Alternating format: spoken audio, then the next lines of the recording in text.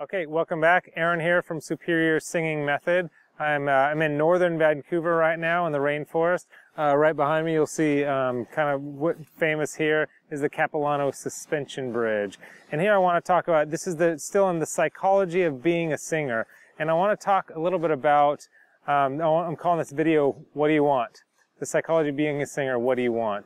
I want to start off with a quote by a guy named George Washington Carver. It says, where there's no vision, there's no hope.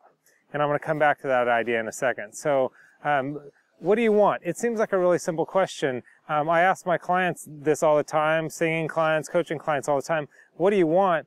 And most people can kind of vaguely give me an idea of what they want. Oh, I kind of want this, I kind of want that, or I don't know, I've never really thought about it, or nobody's really asked me that question. I found that it's difficult for people to get really clear about what it is that they want. And sometimes it's actually hard to admit what you want because our dreams to us, they're so precious that they seem almost fragile. And some things we'll be able to admit no problem. Like, for me, it wasn't a problem to admit that I want to be a singer, I want to sing, I want to do that.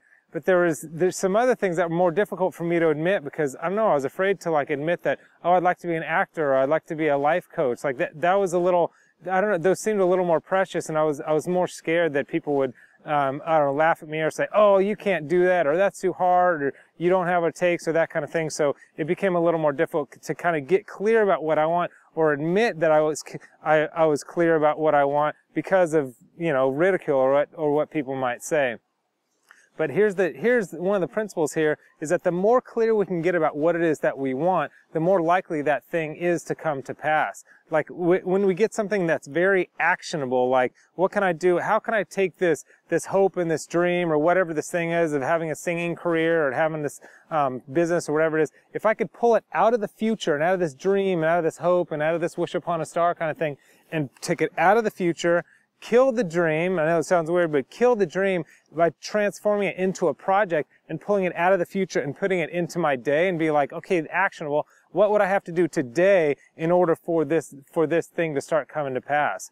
And there's another principle here is the idea of having a goal. When we have a clear-cut goal, there's something that it does to us. It invigorates us in a way that gets us on the path toward doing it. Like I'm writing this book right now, Psychology of Being a Singer.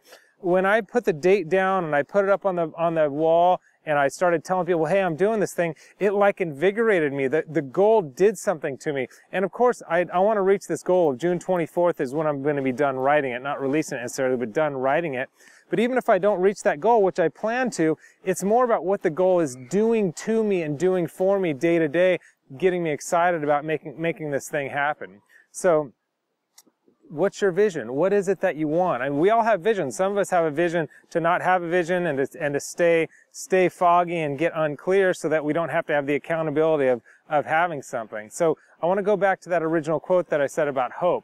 Now, I think hope is a beautiful thing when it's the type of hope that's a disposition toward possibility, a disposition toward opportunity. Okay, I'm hopeful, like it changes me and I'm just like, no, this is going to happen, and it helps me to see possibility. But as long as hope is like, oh, I hope this is going to happen, I wish this would happen, oh, I have a dream for this to happen, that's the type of thing that never actually comes to pass. But when you get a really clear-cut vision, a really clear-cut goal, and you write it down and you start moving toward that goal, and you get the hope that is like that disposition of possibility, not like, oh, I hope this happens someday, that's when things begin to start changing. So what is it that you want? What's your vision? The more clear-cut you can get, the more actionable you can get, the more likely it's going to come to pass. So that's it for this video. If you want to click the link below here, or click... Oh, they're trying to tell us something. Or click right here, or the link below. It's my #1 favorite vocal exercise, one that I still use all the time, works really well for me. And you can find all the Superior Singing Method, all the course and everything you need there. So hope this was helpful, and I'll see you in the next video.